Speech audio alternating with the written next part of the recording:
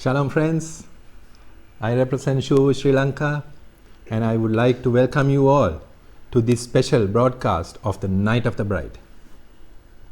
Our beloved Mashiach told us in John 14:2 that in his Father's house there are many dwelling places and that he goes to prepare a place for us.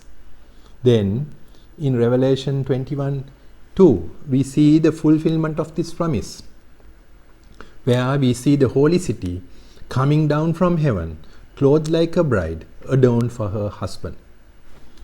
Let us pay very close attention to this verse, as there are many aspects to note. Clothed like a bride, made ready for the husband, a holy city, a city with people, a city with gates, coming down from heaven. So what is this city? Who is this bride? Revelation 7:9 gives us an idea who this bride is. A huge crowd, too large for anyone to count, from every nation, tribe, people and language. They were standing in front of the throne and in front of the Lamb, dressed in white robes and holding palm branches in their hands. So let us look closely at this holy city. Revelation 21:12 tells us that this city has only 12 gates by the names of the 12 tribes of Israel. Revelation 21 verses 16 and 17 also tells us that this holy city has dimensions to it. So this should raise two questions in our minds as believers. Is there enough space for this huge crowd, too large for anyone to even count? Is there enough room? For there is dimensions to this city. And secondly, how did this crowd from every nation, tribe, people and language enter when the gates are only having the names of the 12 tribes of Israel? To look for the answers to these questions, we have to go to the Torah. In Parshat Shemini, which is a picture of the 8th day, gives us the answer in Leviticus 9 verse 24. The background to this verse is the inauguration period of the tabernacle climaxed with the priestly service where Aaron and his sons were consecrated as Kohanim.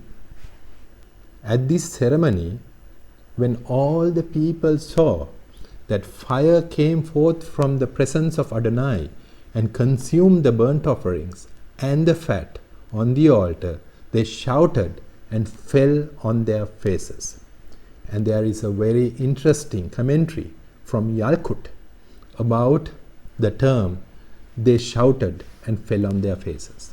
Let me read Yalkut's commentary about the term "and fell upon their faces." Yalkut says, in addition to the miracle of the fire, the people noted the miracle that the entire nation was in the tiny 50 cubit square area of the courtyard in front of the tabernacle. Yet there was room for everyone. They fell on their hands and knees in awe and gratitude, and everyone had 4 cubits of space for himself. Thereupon the Spirit of holiness came upon them, and they sang out in praise of God. This means that in this tiny space, the entire nation of Israel was prostrating themselves, and there was enough room for everyone. How is this even possible? Think of the tabernacle as a place outside of time and space, but yet on earth. That gives us the answer to our question of how the holy city that comes down from heaven to earth, having enough space for the multitude of people that can't be even counted. Now, let us go back to the Torah to find the answer to our second question. Exodus 12:38 tells us that a mixed multitude of non-Israelites from foreign nations also left Egypt with the children of Israel.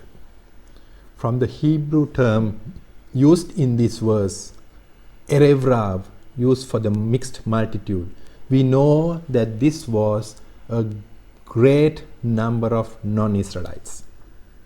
But when we come to the first census after the children of Israel coming out of Egypt, and the first census is recorded in Numbers 1-2 onwards, we see that there is no mention of any count of the mixed multitude of the non-Israelites.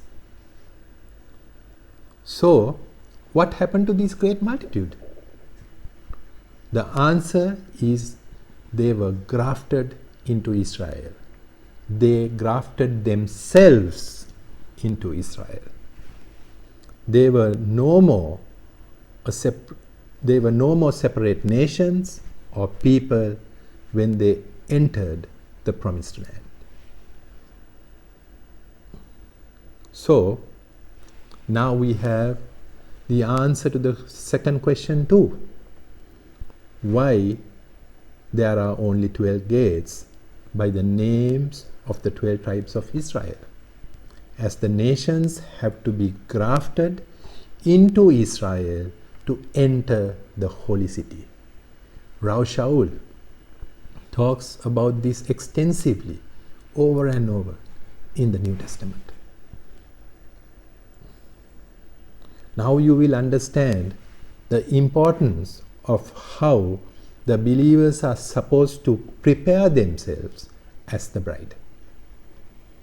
As this bride has to be dressed in a specific way, and there is a specific way to enter the city.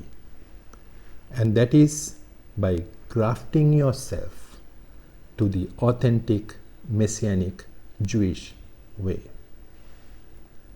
Clearly there is enough room for everyone. If you so choose to come out of the nations and be grafted into the Jewish people today, so that you will be part of the house of Israel, the commonwealth of Israel.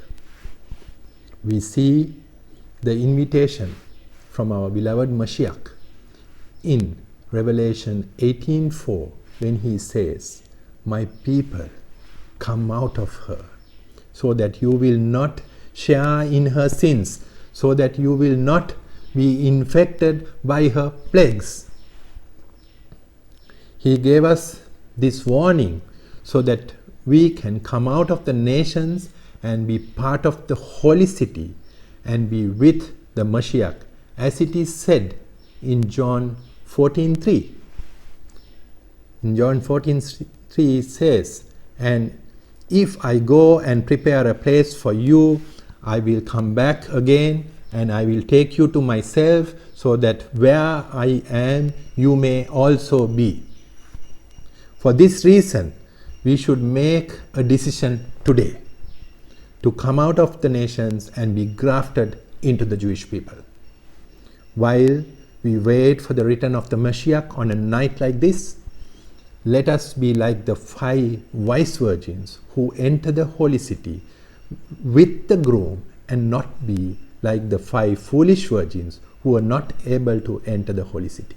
Friends, there is enough room for everyone, but there is a way, there is a method, there is a way that we have to prepare ourselves as the bride, so that we may be acceptable to the husband and enter through the gates to the holy city.